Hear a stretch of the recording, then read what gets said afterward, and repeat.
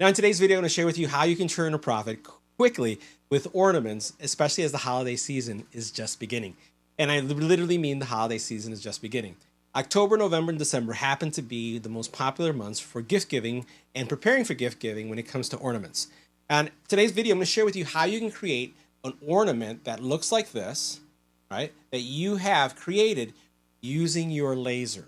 And it's fast. We're talking about a minute to create and profits that could be tens of thousands of dollars in just 3 months. Literally, I know of businesses that generate a year's worth of income in just 1 quarter because they focus on ornaments alone.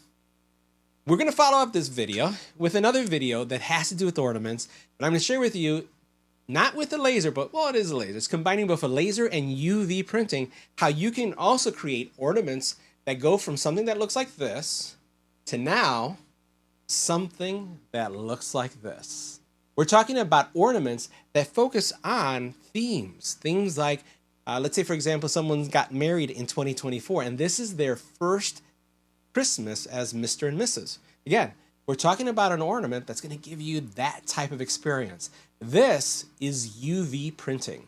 So we're going to follow this up with a UV printing video that shows you step by step how to create UV printed ornaments that are going to combine both lasers and UV printers, right? Which is going to be super cool. And we're talking about just one ornament type tied to a specific theme can generate $40,000 in one season. Crazy. But today, we're focusing on these guys right here and how you can turn a profit. And these are also super profitable and they're fast to make. And all you need is a laser like the WeCreate Lumos or the xTool F1, F1 Ultra. You could do this with the F2 Ultra and it just takes seconds. So I'm going to give you step by step how you can create these. And if you have an xTool product, I'm going to include a link to my video that I created last year that showcases how to create ornaments. And we're also going to be leveraging our Jigs system that's going to make these the creation process, super easy, repeatable, and professional looking so you stand out from everyone else. Let's get right to it. Now, there's a couple of things I want to talk about before we go into the actual engraving process, because that's really simple. We're talking about a minute, maybe a little bit more to do the engraving. So first of all, this is a very different process. When you're working with a tumbler or any other type of material, you're removing material from the outside of the product to be able to expose something. So if you're working with a tumbler, you're removing the paint to expose the metal. If you're working with wood, you're removing wood and burning that wood to provide an image or to create text. In this case, we're not doing that. Notice right here, the actual bulb itself is not engraved. The glass is not engraved. What we're doing is removing the paint that's inside of the glass. So the finish that you're going to get is one of two. You're going to get clear, which this one is, or you're going to get something that's shiny. And I'm going to bring in another bulb right here so that you can see. This one right here is shiny. The shiny one, you'll notice how well it shines. You don't need to do anything with it. If you have bulbs that are shiny, all you have to do is literally just wipe it off and it's ready to go. If you have one that is not shiny, that is clear, you have to do some work, but there's opportunity too, right? Don't just focus on the ones that are shiny because you don't have to paint. I actually enjoy the ones that we paint because we can add personality. I can add white paint to this to make it pop. If I'm working with a white ornament, I can add black paint, red paint, green paint to change the actual color, blue paint, right? You could basically change things. So think about that. When you get your ornaments and you buy these in the local big box place or online, glass only, you'll engrave it and see what kind of finish you get. And then you'll determine what you could do with it. The other thing is, again, you don't want to engrave the glass. If you do, it could shatter and it could cause problems in the long run, especially when you give this to someone. The gloves are really important, and I only wear gloves when I'm dealing with this because when you do one of these, which is natural, you want to do this to see if it cleaned off, you could be taking with your finger glass shards, and they're painful to get out of your fingers, right? So you don't want to do that either. Now, we use a jig. So these are jigs that we use for our business, and we also have these available online. I'll include a link for you to use. And we've been doing this now for more than 3 years, creating ornaments. Very profitable, very fast, and we like our ornaments to look professional and consistent. So if someone has 5 ornament orders that they want for a family, all of the ornaments are engraved in the same place, in the same location, and they look professional when they go in the box. That's important to us, and I know that's going to be important to you. So having a jig like this is important. We have 2 jigs, one for 80 millimeter bulbs and one for 60 to 67 millimeter ornaments, not bulbs. Both of them are ornaments.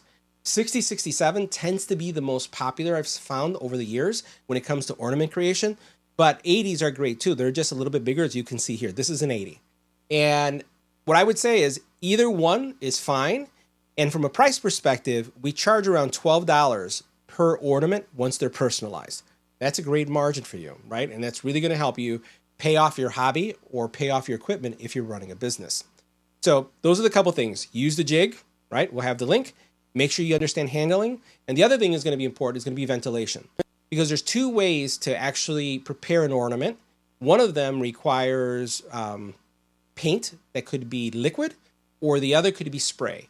I choose to go with the spray paint because it's faster. So you're going to want to have great ventilation. And you could use a variety of paint. I'm going to show you some of the paint that we use here. So this is white because white shows out really well. If this was a white ornament, I could use red, green, black, any color except white, because white makes sense, right, on a white ornament, just like red would not look or make sense with a red ornament. So here I have this white paint, and you'll notice that this is a glossy.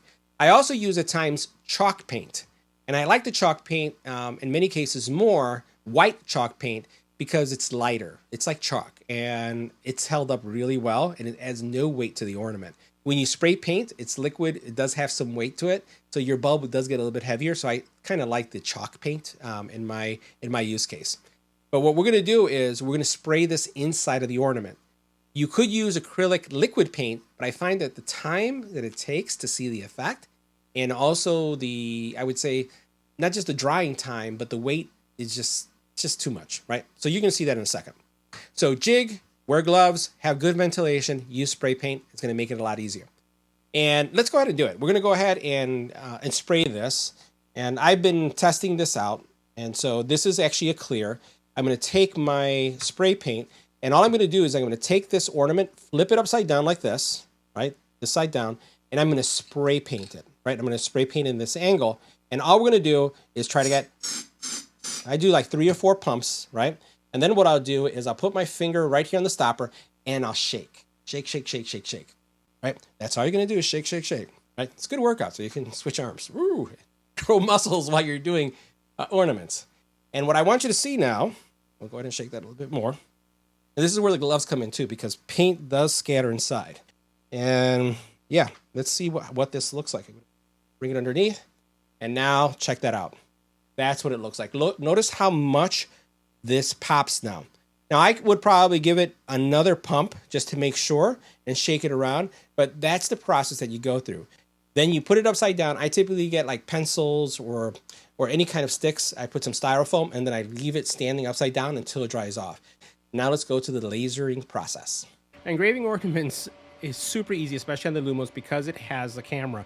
And you can see here that you can see my ornament in place, and I have it on one of our jigs. There are 2, I would say, types of ornaments that people engrave a lot, and there's a smaller one as well, 6067, and then the 80 millimeter ornament. The most popular is the 6067, but I get a lot of people who also like the 80s as well.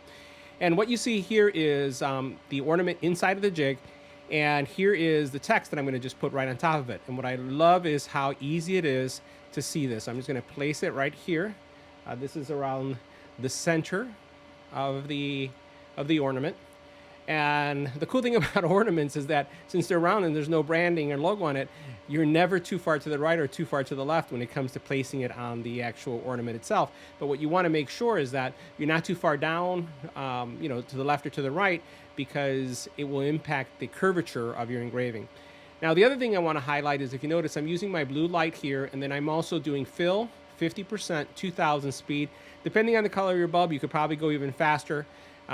Because you really are not looking to mark the ornament, you're looking to remove the paint from the ornament, which is really important. If you go too hot, you'll shatter the ornament.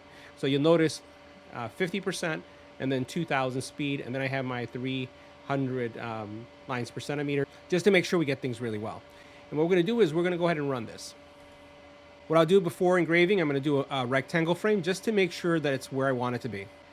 Now I went ahead and I moved the actual image up a little bit because I wanted to make sure that it was more in the center. It was coming about, too far low, and I want to make sure that I don't get any distortion.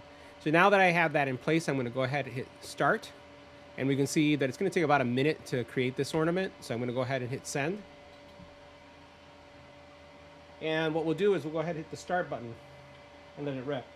Now you'll notice that it immediately starts to mark, it vaporizes the actual paint so that you can actually see the ornament. And then some ornaments, depending on the type of ornament that you're working with, you could actually paint the inside. Now you can experiment with the size of the bulbs. Typically, I call them bulbs, but the ornaments themselves, you can continue to attempt making the ornament larger and larger until you find that you start to get a distortion. So you don't have to stick with the size that I have, but you could definitely play. And let's face it, ornaments aren't that expensive. All right, we're going to run one more pass. I'm going to use a red ornament this time. Same settings. And I'll probably run it twice. We're going to see how well it does with this color. These are going to be your starter settings. I bumped up the power just slightly for red, and we'll see how well it does. Right, that's going to be around where we're going to have the placement. And we'll go ahead and hit start. Now the first thing that I'll highlight is doing this ornament. The actual ornament itself is doesn't have that metallic finish on the other side. So it's just going to remove the paint. And in this case, what we'll do is we'll put some white filler paint inside. Yeah, this one came out pretty awesome. You can see all the paint is out. Turn it forward. See how that turned out? That's great right there. So all we'll do is we'll put some filler paint in and we're set to go. I want to give you some additional tips and guidance when you're working with ornaments. Just wanted to show you kind of my alignment. So first of all, let's make sure this is in focus for you. You'll notice here that there's the curvature of your ornament. And what ends up happening is as your laser hits this point and it starts coming out to these sides right here, you lose focus. And what will happen is at times when you lose that focus, it's not going to make it straight through and remove all the paint that you want, the finish that you want that is underneath the glass. And that's going to be a problem. So what I try to do is I try to keep myself from going too far over the edge because that ensures that I can get the best engraving. Now look at this angle right here so you can see how far down I'm going. So you can see that I'm not really going that far. And this is an 80 millimeter type, again, ornament. And I just want to show you how much of an area I'm going to grab. So that gives you a sense of what you can expect. Also, what I'm doing is I'm defocusing. So defocusing basically means when you have the bulb, or in this case, the ornament in focus, I tend to go down a little bit so that I can go further down. So it's a little bit more defocused. And then as it's going on the sides here, I'm able to get a better kind of engrave. Just be aware of those two things. So if you're interested in learning how to do UV based ornaments like this, make sure you subscribe to our channel, give this video a like, and check us out on Facebook because we have a couple communities where we actually share projects like this that turn, again, a profit and enable financial freedom. See you in the next video.